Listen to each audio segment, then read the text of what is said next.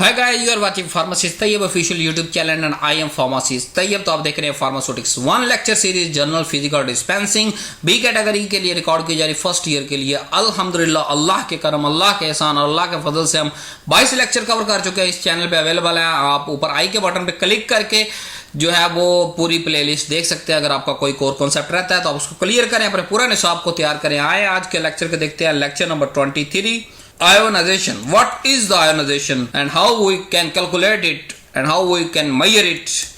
सबसे पहले एटम देखते हैं जी। What is atom? Atom Greek word है जिसका मतलब है अनडिवाइडेबल, कि ये वो दुनिया का सबसे छोटा जर्रा जिसको आप काट नहीं सकते, आगे 2, 3, 4, 6 हिस्सों में तकसीम नहीं कर सकते।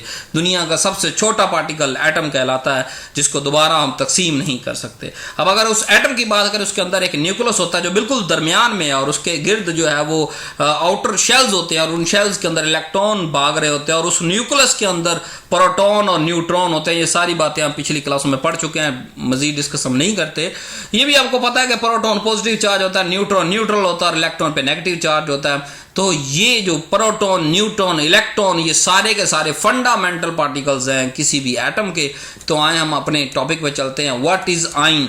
किसी भी पार्टिकल पे अगर चार्ज होगा, वो चाहे पॉजिटिव हो चाहे नेगेटिव, दुनिया में 2 तरह के चार्जेस है, कोई तीसरा चार्जेस नहीं है, पॉजिटिव या नेगेटिव चार्ज, उसको हम आयंस कहेंगे। और अगर उस पर कोई चार्ज ना, उसको हम न्यूट्रल पार्टिकल कहेंगे। अब 2 तरह के चार्जेस, तो आयन भी 2 तरह के होंगे। जिस पे पॉजिटिव चार्ज वो कैटायन, और जिस पे नेगेटिव चार्ज वो anion. What is the cation? जब कोई भी एटम अपना इलेक्ट्रॉन छोड़ देता है किसी वजह से, किसी कोई इससे छीन लेता है, तो उस पे पॉजिटिव चार्ज आता है। मतलब पॉजिटिव चार्ज का मतलब उस पे कमी आ गई। आप याद रख सकते हैं कि पॉजिटिव चार्ज क्यों आ रहा है, क्योंकि उस पे कमी आई है। किस चीज की? इलेक्ट्रॉन की कमी आ गई, उसने दे दिया या उससे किसी ने खींच लिया बॉन्डिंग के दौरान, तो वो उसको कैटाइन कहेंगे हम। और एनाइन, जिस पे जो अपनी औकात से ज्यादा, अपनी जो है वो जिस तरह अल्लाह ने उसको बनाया, उस एटम को, उस मॉलिक्यूल को, उससे ज्यादा इलेक्ट्रॉन वो ले लेता है, अपने शेल्स के अंदर मौजूद इलेक्ट्रॉन से ज्यादा इलेक्ट्रॉन अपनी तरफ ट्रांसफर कर लेता है। वो मुख्तलिफ जो है वो चीजों के जरिए हो सकता है, मुख्तलिफ फैक्टर इफेक्ट करते हैं। लेकिन अगर उसने ले लिया तो वो एनाइन बन जाएगा, उस पर नेगेटिव चार्ज आएगा। मतलब इसके अंदर अपनी औकात से ज्यादा इलेक्ट्रॉन मौजूद है, इसलिए इसको एनाइन कहेंगे हम। आयोनाइजेशन का प्रोसेस क्या होता है कि हम न्यूट्रल, इलेक्ट्रिकल न्यूट्रल एटम या मॉलिक्यूल्स लेंगे, और उसमें से हम अगर इलेक्ट्रॉन को रिमूव कर दें तो कैटायन बन जाएगा, इलेक्ट्रॉन को ऐड कर दें तो एनायन बन जाएगा। इस प्रोसेस को हम आयोनाइजेशन कहते हैं। अब आयोनाइजेशन एनर्जी वो एनर्जी जो इलेक्ट्रॉन ऐड करने या रिमूव करने के दौरान यूज हो, से आयोनाइजेशन एनर्जी कहेंगे। अब ये एक्सपेरिमेंट सबसे पहले जे थॉमसन ने किया, आपने 5वीं क्लास के अंदर पढ़ा होगा। 1897 के अंदर उसने कंडक्ट किया। डिस्चार्ज ट्यूब एक्सपेरिमेंट भी इसको कहते हैं।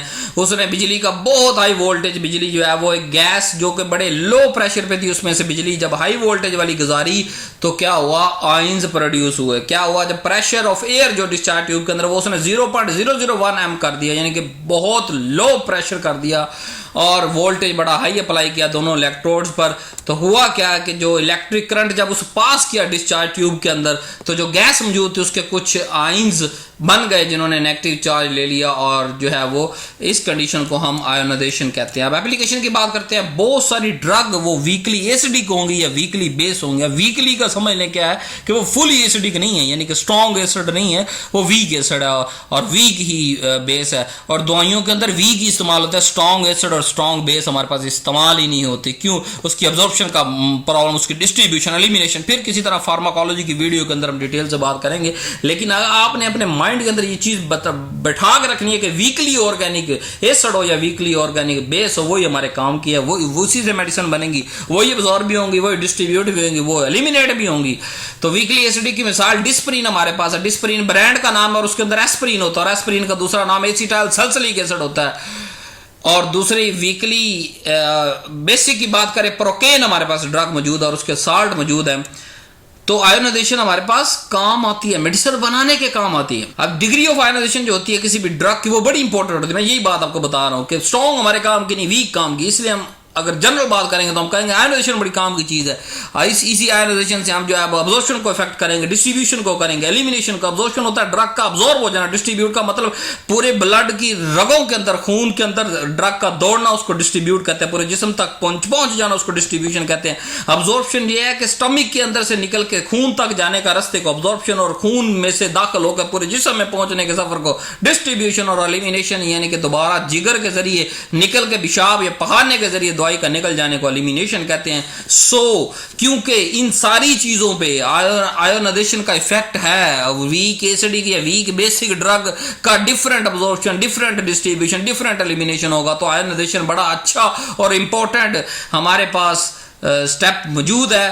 इंपॉर्टेंट फैक्टर है। तो मैन्युफैक्चरिंग प्रोसेस के अंदर ये बहुत ज़्यादा इस्तेमाल होता है, और या इसको कंसीडर के अंदर रखते हैं कि कहीं ये आयोनाइज हो तो नहीं रहा, या अगर करना है तो हो रहा है कि नहीं हो रहा। और आयोनाइजेशन अगर रेडिएशन की बात करें तो वो एज ए मेडिसिन के तौर पे इस्तेमाल होती हैं, मेडिकल रेडियोग्राफी के अंदर इस्तेमाल होती हैं, बॉडी की इनसाइड्स जो है वो तस्वीर लेने के लिए।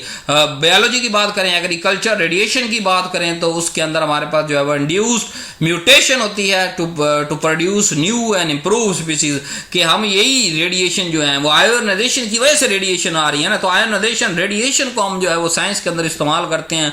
और जो मौजूदा जीन्स के अंदर म्यूटेशन ला के एक नई स्पीसीज हम दरियाफ्त करते हैं, या पुरानी स्पीसीज होती है लेकिन उसकी जो फीचर बड़े इंप्रूव हो जाते हैं। रेडिएशन जो है वो स्टीरिलाइजेशन के अंदर भी इस्तेमाल होती हैं, तो इक्विपमेंट सर्जरी बनाने वगैरह वहाँ भी जो है ये बड़ा इस्तेमाल होती है रेडिएशन।